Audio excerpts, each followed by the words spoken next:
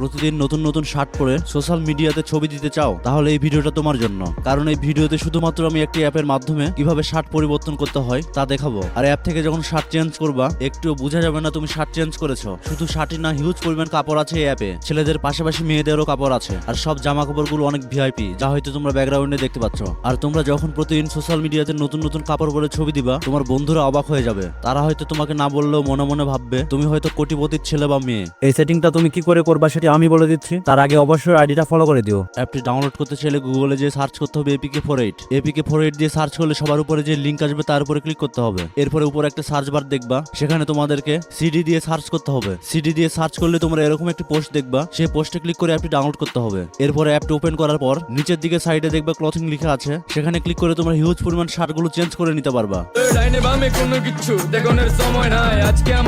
এরকম টিপসের ভান্ডার আরো দেখতে চাইলে এখনই আইডিটা চেক আউট করে আসো।